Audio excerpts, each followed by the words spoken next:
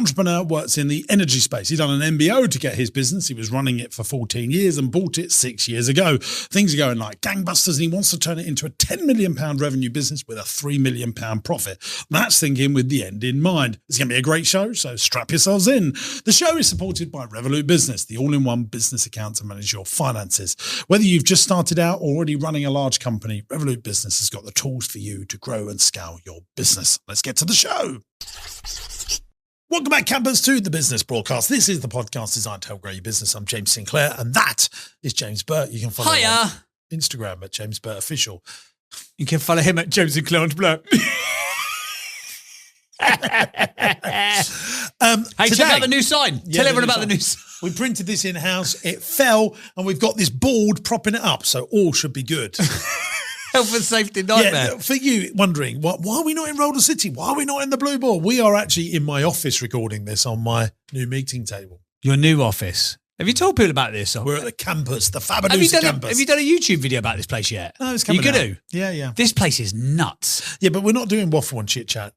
Sorry, no, we're not. For a couple of minutes. Sorry. I would like to just say thank you very much for listening to the Business Broadcast. Today's guest is Alex, and he is got a few challenges. Tell us all about them, JB. Well, the headline challenge is that this is a company that has been 40 years in the making. 40 years? Alex has been running it for 14 years, and he bought it by an MBO 6 years ago.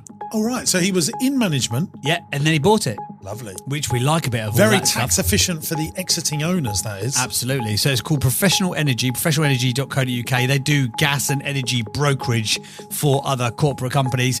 Couple of challenges. Number one, scaling. Number two, personal clarity and motivation. And then number three, effective marketing. So he, in his own words, has gone from being an SME as a sort of a startup-ish sort of scale of business to a scale-up business. We need help with the scaling bit of it now. But rather than us waffling on about it, we're going to get Alex himself to do us a 30-ish second elevator pitch. Alex, over to you.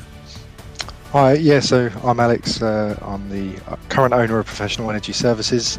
So PES, as we're known, is one of the longest running energy consultants in the world, actually, where we focus on procuring energy for large businesses, around about £1 million spend upwards, hedging strategies, and we've been behind some of the core innovations in the UK industry, and really we're looking to bring that globally over the next few years. That's a great little elevator pitch. Thank you very much, Alex. We are going to stay where we are, stay on the line. We're going to come back to you shortly. There you go. So that is all coming up on today's episode of the Business Broadcast. But before we get into any further, it's like a well-oiled machine today, isn't it? Interesting quote or fact. Interesting quote or fact. It's time for the interesting quote or fact of the week. Quick question for you. Here's a please. fact for you. What's your favourite part of the Business Broadcast in terms of features? There's a fact. JB, well, tell us now, what's his interesting feature? What's his favourite feature? I like the business quiz. Do you? I love the business quiz. I think interesting facts quite the week. Do you? Yeah. I hate this bit. Do you? Every time I press it, every time I do it, I'm like, oh, God, this again. But people do like it. I've got a fact. What Go do on. you got? Fact or quote? I've got a quote. Okay, I'm going to go with my fact. It's about an energy thing. No way. I know. You are so well put together today. A lot of things, you know, we have a big service-based economy here in the United Kingdom, and much of the Western world is going that way.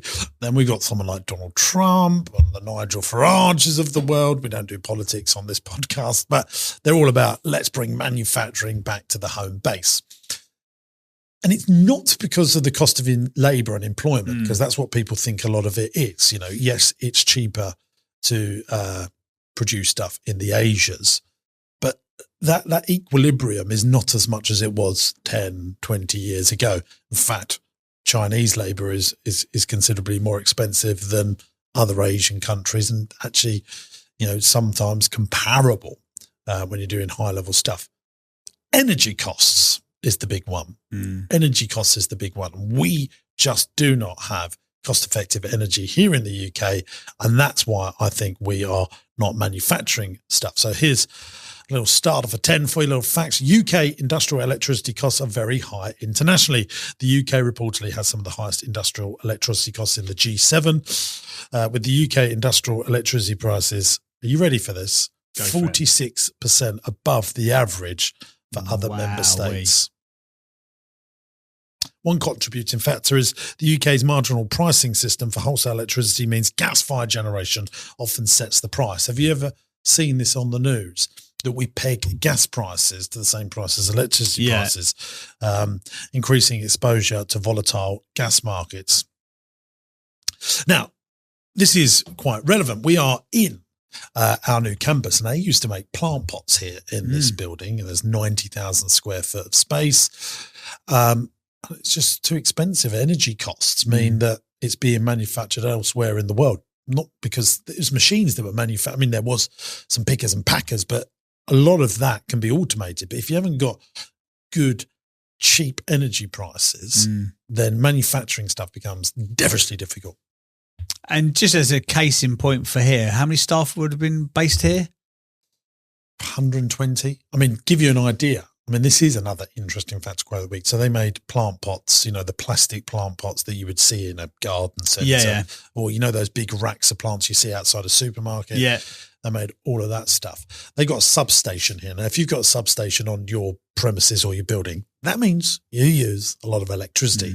How much do you think their electric bill was? I don't know, Chuds, maybe on the edit we could just put an overlay shot of the size of the building, if that's possible. We got that? Which building? Of this site. I can get one. Yeah, we can get one. It's 85,000, 90,000 square foot of building. That's quite big. What do you reckon their monthly cost was to produce plant pots here? And they were a 7-day-a-week operation. And they closed. Just the energy bills? Just the electric bills. Just the electric? Yeah. 10 grand a month? It was so much money that when they closed down production here and got rid of all the machinery and the equipment, the electric board rang them, the electric company, and said, "What's happened? Really? Are you putting magnets on the meters?" I mean, that's what they was implying. It's £180,000 a month. A month. 180 grand a month. Jesus. It's just, if we want to be a manufacturing nation, which I think we should, someone in government needs to say, let's get these bills down, because that's going to create more jobs. It's going to make everyone in society better off. But yeah, electric is a very expensive thing. Do you, because we walked into this office, this is the first time we've ever recorded a podcast. Just because I don't want to forget this. A lot of people say, well, solar and renewables. The grid, when it's making stuff like wind power and stuff, as much as I understand it, the grid can't take the renewable energies back in, yeah. So it just gets wasted. Yeah.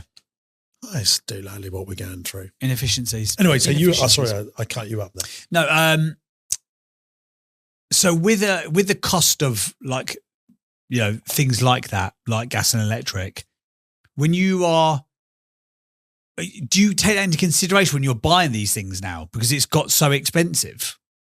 Yeah, I mean, I think utilities. This is the first time we've ever done a warm podcast, but it's almost like the heating in this building alone is ridiculous. I went to go and get a cup of tea. I ended up in in some sort of plant room. Yeah. And then I was going to go to the toilet, and I could have had a shower in there as well, because there's shower facilities. I was thinking, I might as well. But it's huge. Manufacturing in this country, you are definitely thinking about all of that stuff. But also when you think about opening Marsh Farm, we have not opened 364 days a year anymore. Now, when I first bought Marsh Farm 11, 12 years ago, whenever it was, we was open 7 days a week. Yeah. And we've edged that down. We're now open high days and holidays. A lot of people would say, oh, is that because of staffing costs? Yeah. Well, that definitely is an element, but actually the big element as well, to turn the whole bloody thing on, to run the fun fair rides, to heat the bloody thing, to do all of that, is a considerable expense that wasn't there just 10 years ago. What does it cost a day in electric for somewhere like a Marsh Farm? I actually don't know that one off the top of my head. But if we wanted to run the Rossi Ice Cream Factory at full pelt, that'd be £1,000 a day. Wow, So you really got to put that cost onto everything else, haven't you? Yeah. Wow. Well, we're going to get into maybe some ways to save loads of this money with Alex shortly on this podcast. I've got a quote. Yeah, come on then. I like this. The more you know, the more you grow. That's great. No, I'm sorry. Where do you source this? 2 weeks ago, on this episode, which was about half an hour ago in real time, you used a recycled third-hand Jim Rohn quote and no one mugged you off. How could I not get away? Right, The Chuds. more you know, the more you grow. Yeah, but that's true. What's next week's? I was a poet and I didn't know it. No, but the more you know, the more you grow. I think that's good. Is it not? Chuds, what are you saying? Out of 10? 5. I say 5. It's not bad. It's not good. I mean, what we're looking for is interesting. That's the optimum word. The more you know, the more you grow. It is interesting. Of the week. You should be taking. Interesting is the optimum word, not quotes Says a that man are who's being. just chat GPT'd energy usage in the United Kingdom. People found that segment interesting. You don't know that. You're making assumptions. If you, 'Cause that's can you interesting. please let us know in And the I comments to used- say interesting. If not, just say waffle. Waffle or interesting if you liked this section. Thank you very much. Okay, we've got post it for a punt. We have What's indeed. the jingle? Here we go. Post it for a punt. Send it in. We'll have a chat. Post it for a punt. Hey, if you don't post for a punt, then we might think that you are. No, not finishing that. We're not finishing that jingle. All right? Not finishing it. Post for. Post for. Today's post for a punt comes from our good mate Luke from Valente, London. Based up north. Based on North. That's They've right. been on the show. They have been on the show. 25. This is the 25 million quid fragrance company. I have got a gift box. I've got a lemongrass and rosemary standard gift box. I'm going to open it now. I appreciate this. This is very clever the way they've done this. It's You lovely, see isn't this it? here. That Everything smells lovely. on this. he's got a little bit of elastic here. So he's obviously imported this because that means the speed of putting that on rather than a human working out how to do that nicely. Oh my God. The That is speed so that they clever. pack stuff there. So they are tracking it every hour.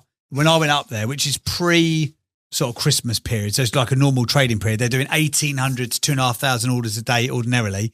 They had, I think it was 18 people who were just boxing this stuff. And he's now got boxes that come, like they've got a different folding element because he worked out you could save 10 seconds per box on putting it together, which overall was going to save something like 300 quid a day in like per person on boxes. Smells amazing. And these are all made in the UK, by the All way. made and manufactured in the UK. What we're going to do, I've spoken to Chuds. And he says we can Senior. have an overhead camera.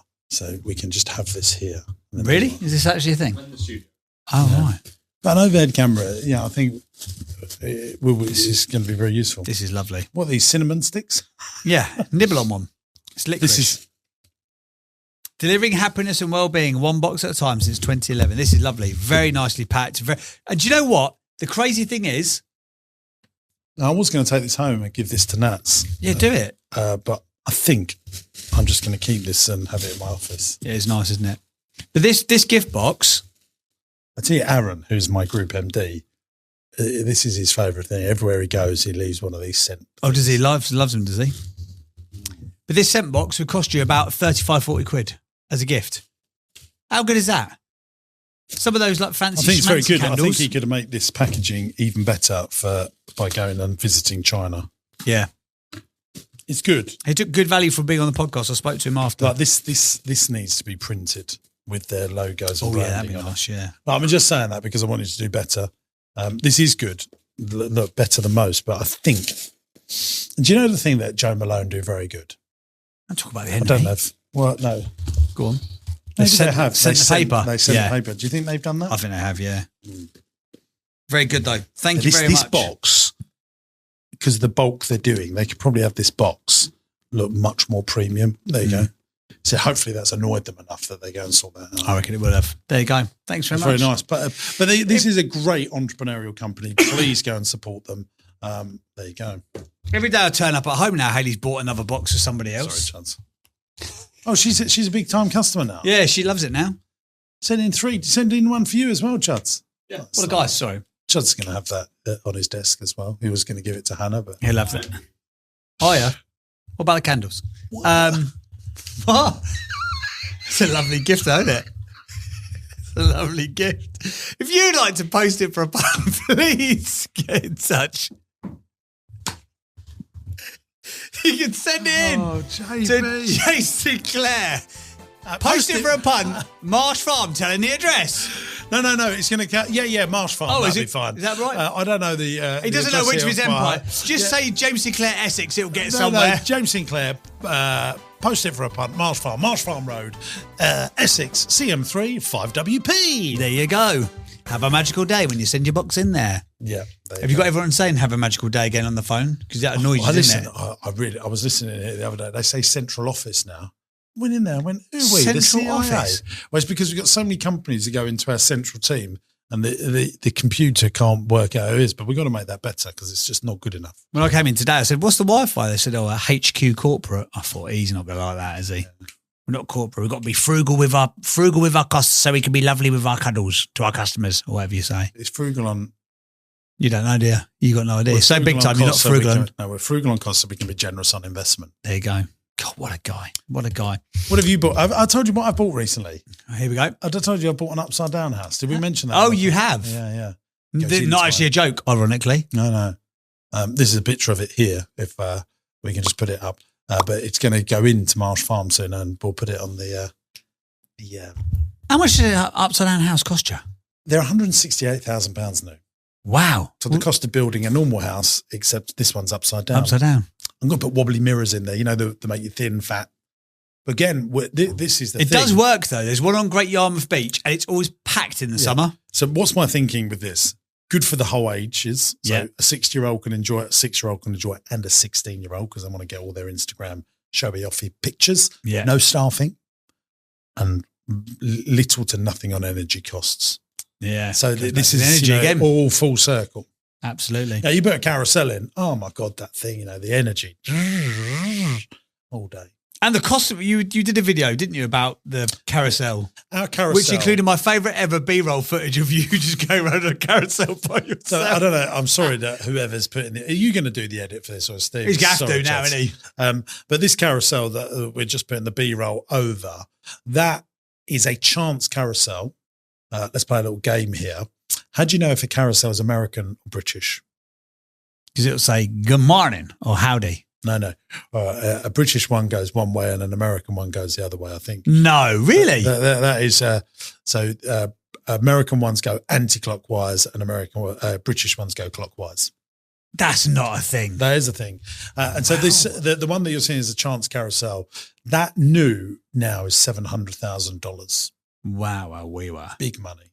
Cost you big money to install it though, didn't it? I mean, the groundwork's 60 grand to put that in. So people just don't even consider another 50 grand getting it all back together. So that's 110, not including the cost of the actual thing. Not including the cost of the carousel, and that included another ride as well. Actually, so we put in a big balloon ride as well that sort of goes up and goes down. Very good ride. Yeah, crazy.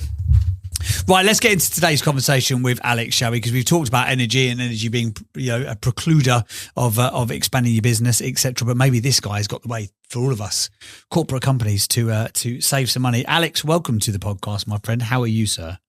I'm good, thank you. Thank you very much for having me. Absolute pleasure. Thank you for being on the pod. Right, I know you gave us the quick 60-second or 30-second upsell elevator pitch a minute ago, but give us a bit more context. So this is a professional energy solutions, been going 40 years, 40. You've been in charge of it or were managing it for 4 years, and then you've now owned it under an MBO for 6 years. That's right. Yeah, just to correct you, there's professional energy services. Sorry, my bad. That's all right. There you go. Bit of awful branding for you there, but we've corrected ourselves. Go on, tell us a bit more about it then, mate. Yeah, so effectively, I joined the company as a glorified salesman, business development managers, as we like to call ourselves. Basically, ended up working my way up and running it for a few years. The old owners, it's a big Australian firm, quite a wealthy family. It was more of a lifestyle business, so there was always a chance for an MBO. But obviously, it's the age-old question: how much do you grow someone else's company before you can no longer afford your own company? You pretend you're trying to buy. So, 6 years ago, we hit a good balance and bought the business off the corporate group. And then since then, obviously with those shackles of further ownership removed, and still having a good relationship with the old owners, just for clarity, we've experienced significant growth. So we went from 2 or 3 people and in a quiet office somewhere to over 20 people in an office in South Africa as well. So it's been some significant growth, and I suppose really from our point of view, from a business point of view, is trying to scale a business. But we're a consultancy and advisory firm, right, and a service provider. So part of that's being very bespoke to large spends, and it's about trying to figure out how we scale, but also don't lose that consultative element of what we do. So, Alex, hi, James Sinclair here. Can you just give me like an avatar? What is it that a customer comes to you saying, "Can you save me energy prices"? Is that what it is, or is it something different? It is, but it's so we basically pitch ourselves as the outsourced energy department. So as your company grows and becomes bigger, and you may have a couple of utility accounts, our core business, they'll have several hundred accounts, spending millions of pounds a year. Do they hire energy specialists to come in or create a team, or do they outsource it to a consultant like us? So what we do is we do the classic comparing suppliers and basically broking energy contracts, but also we do hedging strategies for large spend users, bill validation, efficiency reduction. So it's really a one-stop shop for all things commercial energy. Mm-hmm. Got it. So who would be would Jimbo's size of company, would that be the sort of company that you'd go after, or is it more corporates? It's a mixture, really. It's anything from the mid-market upwards. So when I say that, really, we tell companies that we're good at £1 million spend plus, because that's where paying our fee and having our time makes sense, commercial sense for you as a customer. So really, it's more to do with energy spend than it is, staff count or let's say premises count. So any spend around about £1 million upwards, that's where we really come into our own. And how much do you save them on average? It really does. It sort of varies, and also it depends on what the market's doing, of course. And everyone has a different strategy. But we're significant. A good example would be just from housekeeping. Although I can use these guys as they don't exist anymore. Toys R Us, just by us having a little closer look at their housekeeping, saved 800k just on housekeeping. Quite often we're saving in excess of 40% of the spends when we get involved. But how? Just by renegotiation, or? It's by looking at everything holistically. So rather than just looking at contracts and pricing, it's looking at pricing, volume, metering, and there's so many elements to utilities that actually don't get looked at all in one. So it's yes, some of it will be negotiating rates, others will be market timing, and crucially saving energy consumption. So it's across all of those areas. Cool. What do you spend on energy a year? Oh, well over £1 million, yeah. What do you have, an independent contract per business? We use an energy broker, and we have someone that looks after that. Tracy's team, actually, my PA's team, look after that. Okay. All right, well, let's go through the challenges that you submitted to us, Alex. So you said, at the moment, as I say, you do an estimated monthly revenue of about 180k, 15 UK staff, 7 in South Africa.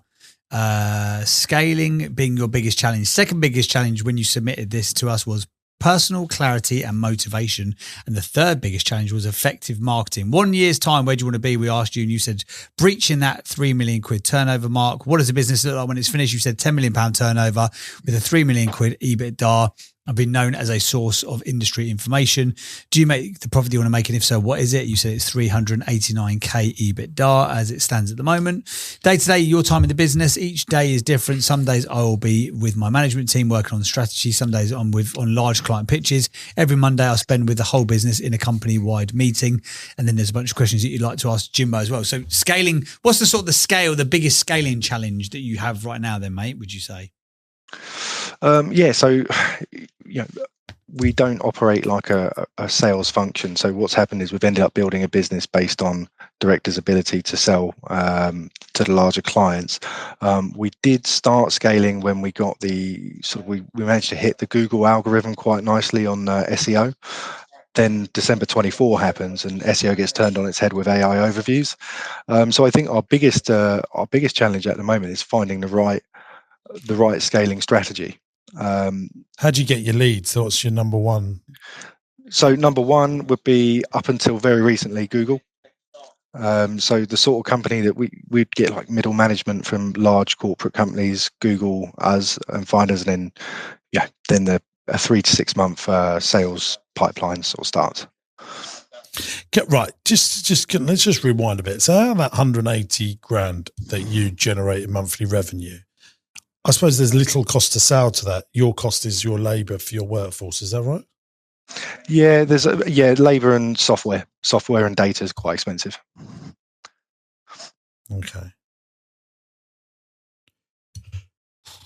Okay, to get the leads into your business, the more leads you have, the more qualified leads, the better it becomes. I would be, there's a couple of things. I would definitely be doing some content marketing on this, so that's advising people on LinkedIn, on articles, try and get into some of the big newspapers so that you become the thought leader for energy costs. So that I would speak to some PR news people to make sure that you're on, GB News, that you're on the BBC, you're on ITV News when there's an energy discussion, because that professes you as the expert in the space.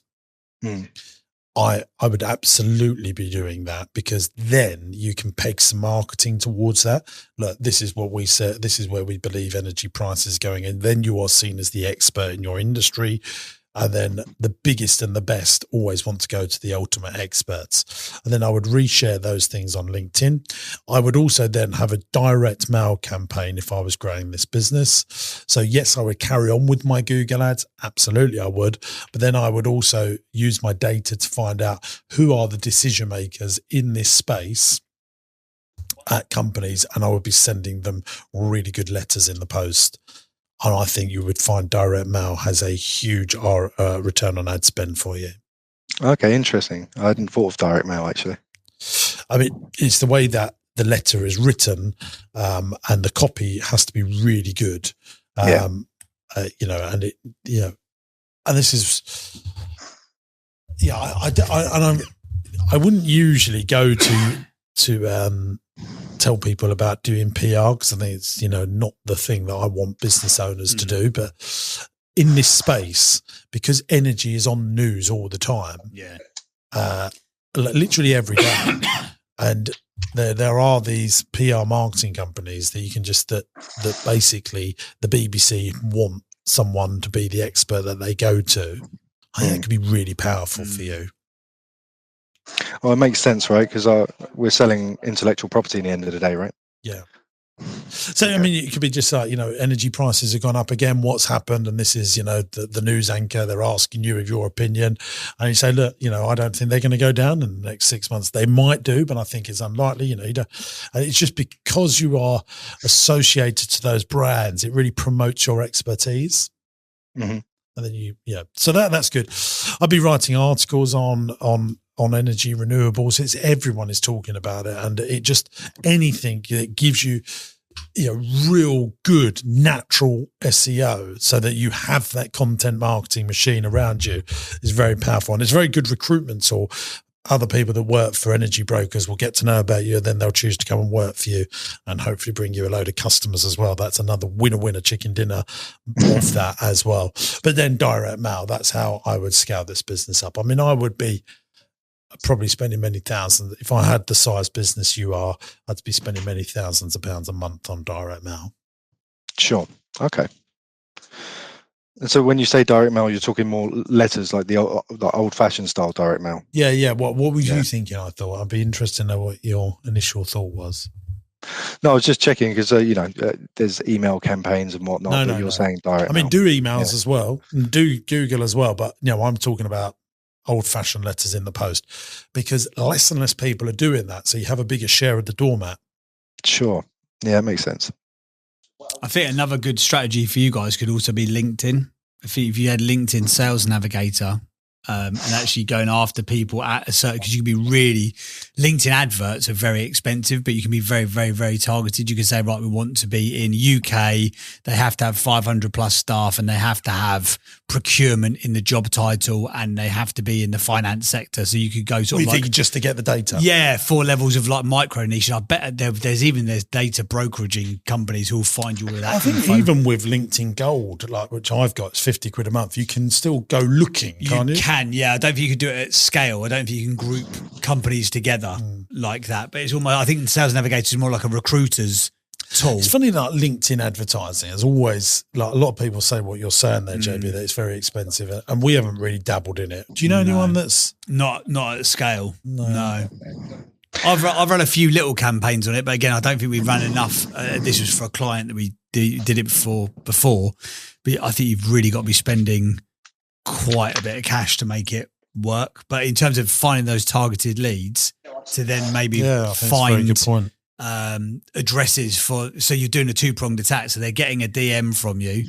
I would also, if you're going to do that, the strategy should be to genuinely engage with those people. Do not do the thing that everybody does on LinkedIn, which is, hey, we'd love to connect. And then all of a sudden you get a sales pitch straight off the bat. Like you've got to warm up that whole. Yeah, that's why promoting your expertise helps, doesn't it? Yeah, absolutely. So if, for example, you had a team of people, and a lot of firms will offer this, or if you did it in-house, you could have someone who reaches out and connects with 10 people a day on LinkedIn, but then your first message to them to get the engagement and the conversation going is, hey, thanks for adding me to my network. Look forward to seeing your content. I've just written an article if it's of interest. Don't do that whole automated thing of that sales pitch straight away, because it's so frustrating. But people will buy into you when they start seeing that content. And the great thing also in LinkedIn is that those bits of content that you make, if you did the PR pieces or you wrote the newsletters or whatever, you can do it as a LinkedIn article, and you could do it for the company can have an article. You can have an article on there. You can also do newsletters. And the first time you launch a newsletter, you can send it to all of your first connections, but only the first time. So you need to be careful when you set up the newsletter on that first blast, because you can literally let everybody know that you've done it, which can be really effective. Sure. Yeah. Okay, cool. That's interesting. Right, next challenge, personal clarity and motivation. Tell us more about this challenge. Yeah, I suppose it's like anything, right? When you're growing a business and you're going through the ups and downs that is running a business. I suppose it's one thing is remaining clear on what your vision is. So obviously we've got clear visions, but you get pulled in every which way possible. And a really good example of this is started a cafe 2 years ago as a sort of a bit of a side project, realized that it was just a bit of a distraction, a bit of a awful distraction, if I'm honest. So you started a cafe? Yeah, absolutely. Where? It was in the shared workspace that we're in, right? So it just seemed to be. Where is that though? Where apart? It's Milton Keynes. Fine. So it was a fair bit of footfall and everything like that, and it's just one of those things where, it sort of coincided with. Did you make any money? Not really. Not for the amount of time and effort that has to go into it. Hard work. What did you turn in? What was revenue on that? 60 in a year. Oh my God! How did you make any money out of that? We didn't. We pretty much washed our face and then closed it. And I suppose it was it was a bit of a vanity project, really. I suppose it was trying to prove to ourselves that we could make something outside of the industry that we're in. And I think it served as quite an interesting lesson, which was, obviously as you stay in your lane. Well, I mean, I've got one of my Rossi Ice Cream Parlour. I think we do 1.4 million of revenue and make 150 grand. That's nice. That is sacred. It's turning 1.4 to make 150 grand. Then something always breaks. Yeah. And needs repairs and renewals. So another 50 goes in. Then you pay your corporation tax. And you think, why am I bloody doing this? And then you bought the bloody thing. I paid 1.2 million for it. Yeah. Oh, right. Yeah. Yeah. So it's that's one thing. It was just made more YouTube videos. That's what I should be doing. Yeah. Yeah. We found out, for the amount of work and the output you get, it's just immeasurable to other industries. I'm sure there's people who can do it a lot better than us. We'll leave it to them. Even Costa and Starbucks are really, really struggling with coffee shops now. But, some do make money, and, we've got a business that supplies lots of coffee shops in cafe deli wholesale, but, the independence, owner managed is the way seems to be the ones that sort of win the day. Right. Did I answer that? No, we didn't really. Personal clarity and motivation. So how do you So you've got I suppose what I mean by that is that you've got a number of businesses that you run on day to day, and I suppose how do you keep that all focused in going in the right direction when you've got so many different? Well, it doesn't always go in the right direction, and I have to dive in and solve things and repair things. But look, ultimately, if you're going to start another business, who's the management team that are going to be running it? And if you haven't got a really good management team that are better than you, don't do the bloody thing. Yeah, fair enough. That is my methodology. Like, my philosophy is E plus M equals S. Entrepreneurship plus management equals success. You're the entrepreneur, you're the leader, you roll the dice and say we're going in that direction. The management are saying, well, this is how we're going to travel in that direction. They're the how. This is how we're going to do it. You decide the outcome, management decide the method. And if you haven't got that management, it all falls apart. I think that's one of the most misunderstood things about you. Because people are always like, how does he do so much? Like, he doesn't. His team, he manages that. He manages the vision of the company. Absolutely, and that's why I say the 4 things that business leaders should be working on is innovation, constantly innovate the product. If you don't innovate, you evaporate. Marketing, making sure that your business is the most known it can be known, because if it's known more, you get more leads. That drives more sales. Culture, making sure the culture is fantastic. As you've got a good culture, you have less staff turnover, you save money, you make money, people are more careful, it drives sales. Culture really important. And then lastly, recruitment. Are you recruiting the best captains to run your business for you? So IMCR, innovation, marketing, culture, recruitment. There you go. Very good. The motivation part. Do you find yourself being unmotivated, or is it just a bit of overwhelm? No, I think unless people feel different, I think it's a human condition. Motivation goes through different percentages, right? Regardless of whether you're an owner or whether you're a worker. And I suppose it's more putting the question out there to see, because obviously you're at the top of your tree and your empire. I'm sure there's times where, in fact, actually, I saw a video of you the other day where you actually said for the first time ever, you thought, "God, is it worth doing it?" So actually, I'd asked that question before I saw that video. I have those thoughts all the time. You have bad days and you're allowed bad days, but you become the average of the 5 people you spend most of your time with. That, I think, is one of the truths of the truths. So if you are surrounded by mood hoovers and unmotivated people, that is going to infect you. If you then have good friends, good advisors, good senior C-suite team that are very motivated, very driven, that keep pushing you forward, that will keep pushing you forward. So you must make sure that C-suite around you, those friends, those advisors are driving forward. That can really help you. Okay, good. Perfect. And your third biggest challenge, you said, was effective marketing. I think we've probably covered that one off already, haven't we? Verbatim. So let's jump to the questions quickly. Questions you'd like to ask Jim: how do you remain focused on so many different tasks per day? I think we've covered that as well. Oh, how do you know when you want to exit? That's a personal thing, isn't it? Yeah, I think, look, the answer is when you should exit is very different to when you want to exit. You should exit when it's a commercially profitable enterprise that works without you in it and you don't want to exit. Yeah. That is the ultimate answer. The reality is people start exiting when they're tired, when they're losing the love for it, and that affects the business. So if you can that's one of the best things about private equity and venture capital. Like, they are set up to do this. They know that they're building and they're going to sell it in 5 years' time. And they're building a management team to run it and they're going to sell it at the high. Yeah. What was your thoughts? What was your rationale for asking the question there, Alex? Well, as we grow, we become hotter and hotter property to our competitors. So we very rarely go a couple of weeks without someone trying to put some numbers underneath us. We're a family business, so my wife runs the business with me. And so we have no, desire to exit, but it gets the mind thinking of like, okay, everyone has an exit strategy at some point, right? And we've seen obviously time and time again. Now, have you been offered something that gets you excited yet?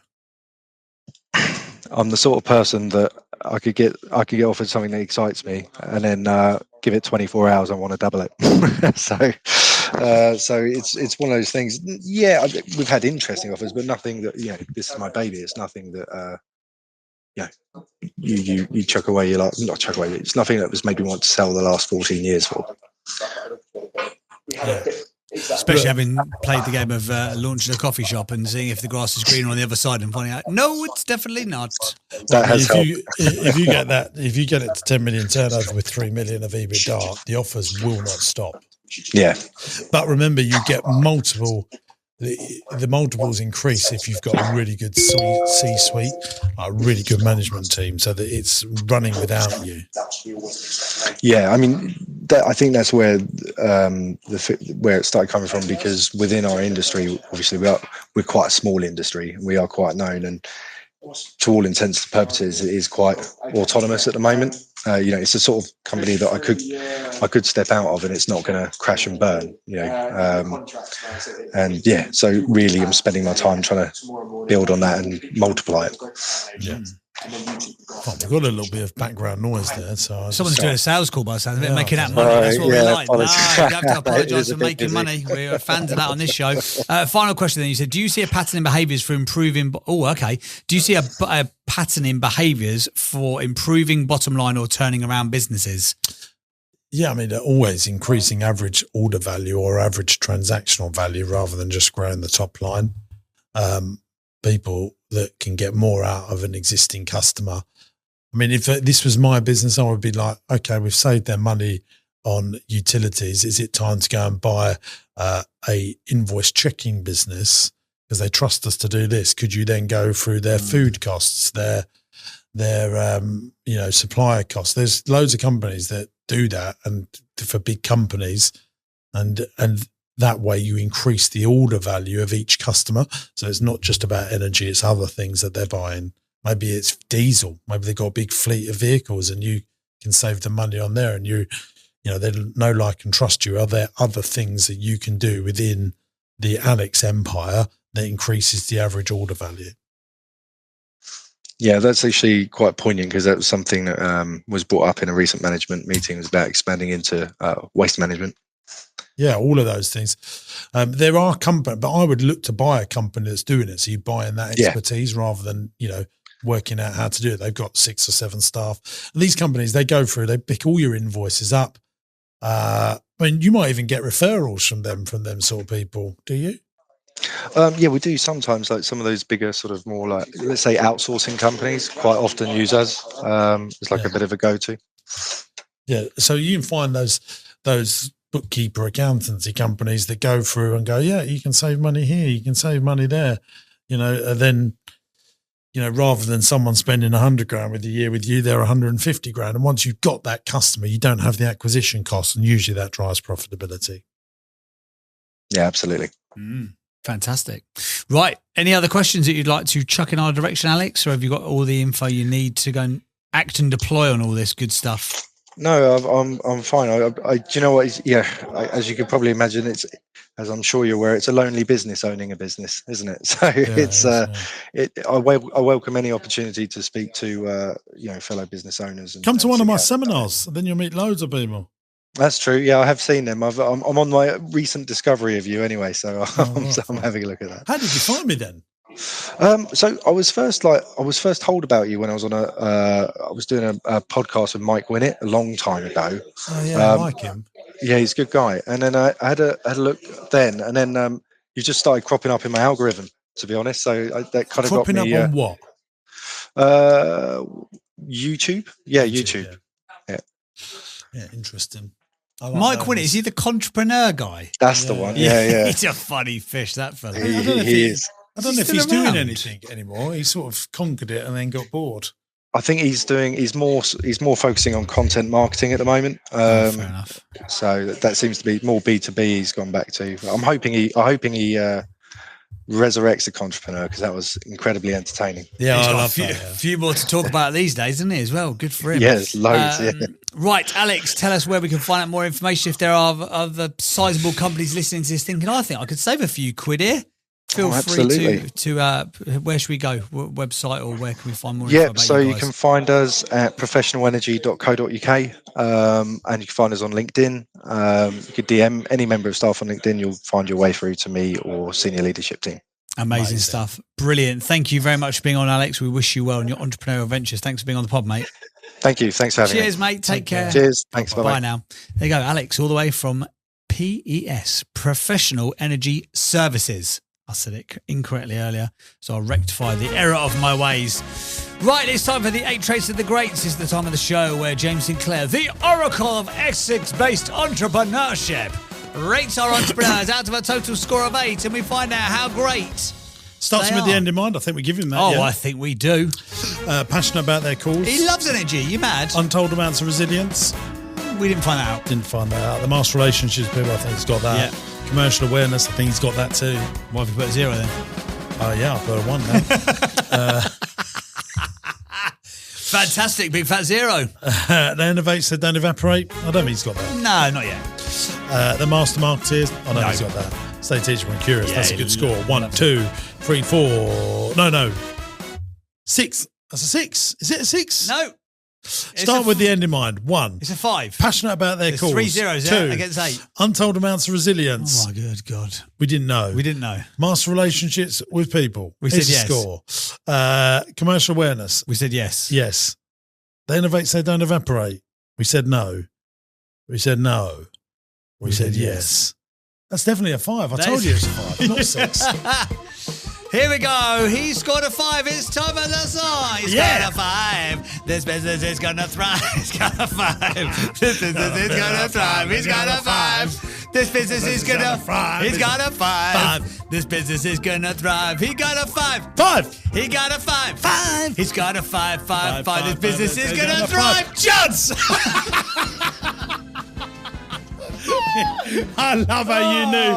I love how you knew that's why I was joining it. So I you gave know. a chance. I think I'm never feeling this time you supported me there. Like the big brother I never It's my wanted. turn to Thank read. you. You're going to read it. Here we go. It's a business now. quiz, ladies and gents. Strap yourselves in. Here we go. It's another feature. On average, how much money can a small business receive from government grants for installing solar panels? I didn't know that you could anymore. Let me read that. More times. On average, how much money can a small business receive from government grants for installing solar panels? Oh, I don't know, Chad. Do you know? No, I remember there used to be that SIP thing, Yeah. wasn't there? And then there's a feed-in tariff. I think on a house it used to be $8,000. Where are you going with? I'll go 16,000. I'm going 2,000. Okay. Give us the answer then, 'cause you got the paper, bruv. I think you're right. £30,000. Is it? This is under the low carbon business support program. On average, it costs an SME 40 to 60,000 to install 20 kilowatt KWP solar systems. On average, it can take 4 to 7 years for an SME to recoup the cost of a solar installation. Hello, baby. I haven't seen you for so long. Yeah, it's good to be back. Oh, but there you go. If you have enjoyed today's episode of the podcast, please feel free to leave us a rating or review. We say it every week. Pass the pod. And you don't do it, people. Come on, please. Pass the pod on the left-hand side. What? What? We Why didn't you- ask how to get your first customer. He done an MBO, didn't he? So It didn't- it yeah. wasn't relevant. Yeah. Do you want to? Should we fake it? No, because I think people get very annoyed when we don't ask how they got their first I customer. don't think they do get annoyed. I think you think they get more annoyed than they actually do. I think if we miss out features, people do get annoyed because it becomes part of the little tribe. Okay. Could you comment on this, how annoyed you are on a scale of 0 to 10? Please. Comment how annoyed you are. On Spotify, you can leave a comment on Spotify now, can't you? Chuds is falling asleep in the corner of the room. You look like you've been half asleep. I'm the only one who's excited to be here. So because I've won the cup for a change. Chuds looks good, doesn't he? Like He he's looks working ripped, out. doesn't he? Honestly. It's like he's got The Rock who's putting this together for us. It's now. unbelievable, isn't it? Unbelievable. What can't he do? He can skate. He's a homeowner now. He's ripped to bits. Tell you what, Hannah doesn't know how good she's got it. Hannah even. Who would I say? Anna. Anna. Oh, But don't Hannah mention doesn't Hannah know to about Hannah. Hannah. Careful. Yeah, if you haven't enjoyed the show, leave us a 5-star review wherever you get your podcast. We'll see you when you're older. Yeah, we will indeed. See you later. Ta-da. Bonjour. Thanks for watching today, gang. I hope you enjoyed the show. Now, look, we're looking for some great businesses to come on the podcast. If you've got challenges, but you're desperate to grow your business and you can't necessarily work out how to do it on your own, you'll be a perfect candidate to come here on the podcast. It's absolutely free to come on the show. Go to my website, jamessinclair.net, and there's a podcast button. Click on the podcast button, fill in the application form, and we'll do our very best to get you on the show and try and